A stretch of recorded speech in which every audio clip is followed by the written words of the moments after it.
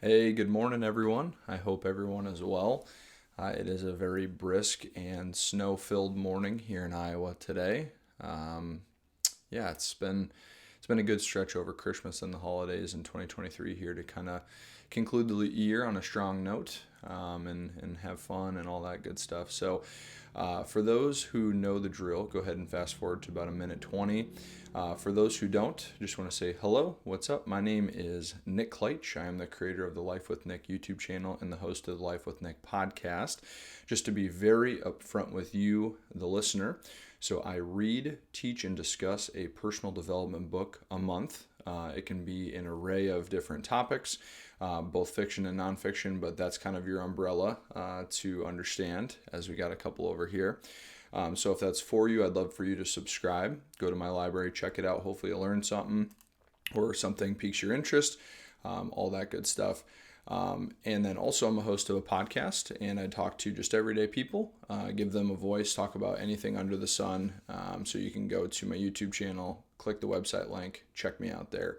But for those that do know what's going on, we're going to transition now. So we have been discussing the book of the month, which is The Five Major Pieces of the Life Puzzle by Jim Rohn.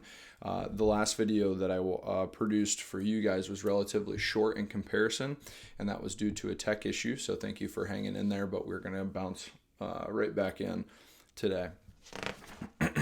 So we just honestly wrapped up the introduction of the second pillar, which was attitude, and with that, how to leverage the past accordingly. Had some good lessons within that, but we're going to continue to keep the ball moving. So now that we've established our first pillar, we move into the wonderful Wild West of the present moment. I call the present moment the Wild West because everything really is up for grabs in the present. Nothing in the present is guaranteeing us a better future, yet the one thing the present does offer is the freedom to act on the disciplines we have assigned for ourselves, which is very exciting. The second pillar within attitude is the present moment. The current moment is where our better future begins. The past gave us a wealth of memories and experiences, and the present gives us a chance to use those wisely. The present brings us an opportunity to create an exciting future, but the promise of that better future demands that we pay a price today. The opportunity of the current moment must be embraced, or the rewards of the future will be withheld. Our goals and ambitions of the past bring us our present reward. If our current reward, in terms of our lifestyle, in terms of a variety of other things with our relationships and economics and all that stuff, if that's all small, then our past efforts were small and undisciplined. If today's efforts are small, the future will be similar to what we have had, hence kind of the change in the daily habits, if you will. The poor and the wealthy have the same 24 hours of opportunity. Time does not favor anyone. Today merely says, "Here I am, what are you going to do with me?" How well we use each day is largely a function of attitude. With the right attitude, we can seize this day and make it a point of a new beginning. Today does not care about yesterday's failures or the promise of tomorrow. Today only says and offers the same fresh gift, and our hopes to use that wisely. I got a text that just came in here, but back to it. So the thing that I really appreciate most within this portion right off the bat is that the old saying does go, everyone has the same 24 hours. So how do we use that, right? What does that mean? Well, it means that we have pockets of time throughout the day where we can implement new habits and new just different disciplines, things of that nature. So here's a very small example. So let's say you wake up tomorrow and you do the exact thing that you were going to do no matter what, except this time in the morning, you wake up for 10 minutes and you do some aerobic exercise, whether that's riding a stationary bike, going for a walk, what have you. And then you begin to leverage that consistently in the future. Every day you have 20 minutes or 10 minutes where you do this. Just because you've now implemented that, you're going to get a different trajectory, as we've been talking about, than doing the same thing that you're doing. So in general concept, what we're trying to do is maybe sit down, write out what we do for our 24 hours, and you can include sleep and all the other things you need to do. But what we're looking for small pockets where we can insert these micro changes that will alter the overall direction in which we are going.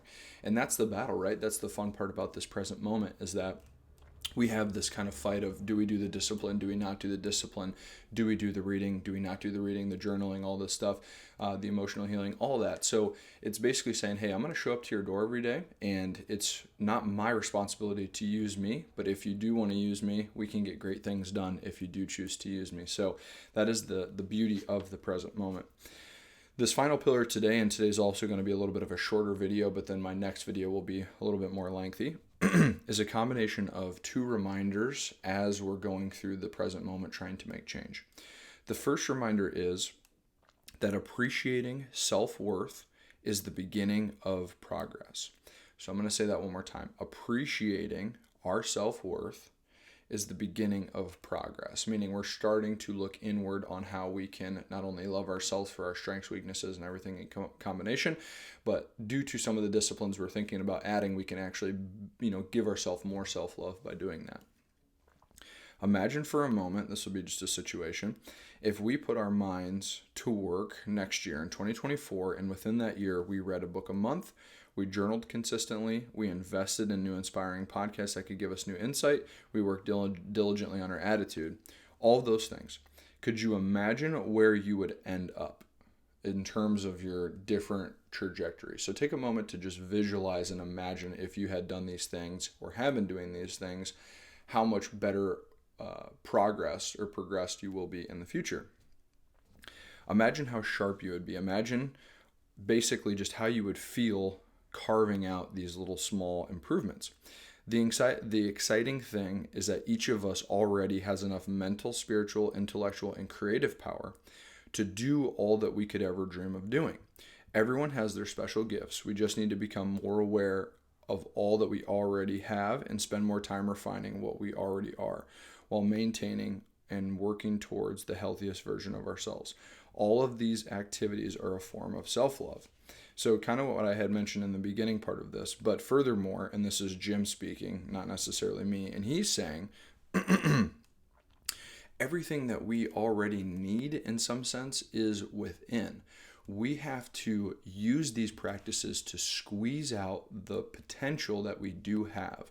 And maybe another way of looking at this is that through certain disciplines, through certain challenges, through certain what have you, the more we get closely related and working with these disciplines, the more we're tightening, sharpening, and squeezing out all the potential that we truly do have. And that is good. I'm not saying we don't have, in terms of us possessing our gifts, those are our gifts, right? Now, when you do these things, again, it's like a filter for refining all of these wonderful pieces to the human experience, which is why they're called self-love. And appreciating that self-worth is that beginning part, because any attempts that you're doing towards these positive things are going to lead you to a much better trajectory. So that's the first one. The second one is how we feel about ourselves is a matter of choice. And I will say that one more time. So how we feel about ourselves is a matter of choice, not circumstance. And the major determining factor in how we feel about ourselves lies in our personal philosophy. If we were to ask some people why they feel the way they feel about certain issues, we would discover that they probably don't know too much. And that's not their fault. They just probably don't know too much. That is because limited knowledge leads to poor decision making.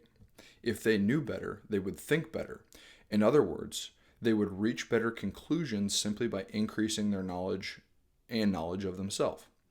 So, this is just a small piece to say that all these things are a choice within our grasp, and the more that we choose to do the right things, the more we're going to be feeding into how we feel about ourselves. Because, take for example, if you walk into a room and you feel maybe unconfident, you feel maybe a little bit overweight, you feel very insecure, this is just an example, obviously, all those things can come back to you doing these disciplines for the next 90 days, let's say, or the next 6 months. And then when you re-enter that same room, you have more confidence, you have more a tool, mental, physical, and emotional tools to be a better version of yourself in these particular settings. So it all does matter. And because of that, you start to, again, feel better about ourselves through the choice of feeling better about ourselves. Here's another part to that equation we just talked about. If they knew better, they would feel better. Why would they feel better? Because they would begin to make better decisions. And from those better decisions would start making better choices, which would produce better results. So that is a big thing. So better knowledge leads to better decisions lead to better choices, and choices lead to better results. Our attitude is shaped by the decisions and choices we have made based on the knowledge we have acquired. Right there is the goldenness from this whole video. Our attitude is shaped by the choices and decisions we've made based on the knowledge we currently have acquired. Let's take, for example, an artist, and this is more of kind of a metaphor. This artist wants to paint a masterpiece, but she is only limited to a few baseline colors. They are foundational colors, but few nonetheless. She may want to paint a masterpiece, but she is limited to what she has. This is what happens to human beings who have limited knowledge. They lack the mental colors to which to create the complete picture. So if she can maximize the 5 colors that she has in a foundational sense and really kind of paint very, very, very good pictures if she's super talented. However, no matter what, if she only has 3 to 5, she has eventually a ceiling in which that she can get to. Now, that is because you want to become aware of more resources. So then if we give her these few other colors, she goes from making a damn good painting to a masterpiece. So that is what life is really all about, is finding our foundational pegs and then slowly building in these little micro spots that we can get these little fine-tuned details on, that end product being a masterpiece. Just about ready to conclude this here. If there is one area in the knowledge department where we cannot afford to be lacking, it is the knowledge and awareness of our own uniqueness. We do not feel better about ourselves for the simple reason that we do not really know ourselves. For if we knew ourselves, our strengths, our weaknesses, our ability, our resources, our depth of feeling, our sense of humor, etc., we would never again doubt our ability to create a better future. It is similar to the wonderful concept that comes to mind, which is if one of your closest friends is needing your opinion about their gifts and talents, you would so naturally lift them up with a respectable level of clarity. Why wouldn't you treat yourself the same way? You can become your own best friend. So that is a relationship, if you struggle with that, which I do, that you can continue to groom to know that there is a version of ourself that can become the best friend to the version that we are currently at. To round this video out, self-knowledge, knowledge of self, is a critical part of the life puzzle. As we learn more about who we are, we begin to make better choices and decisions for ourselves and about ourselves. And as we already suggested, as our choices improve, so do our results. And as our results improve, so does our confidence and our attitude. So this was a really kind of nice segue into, we've talked about the past, can't change it, we got to leverage it properly. Now we've talked about the battlefield of the present moment, which is super, super fun. All progress begins in the present moment. So thank you guys for tuning into this video, and let's keep reading.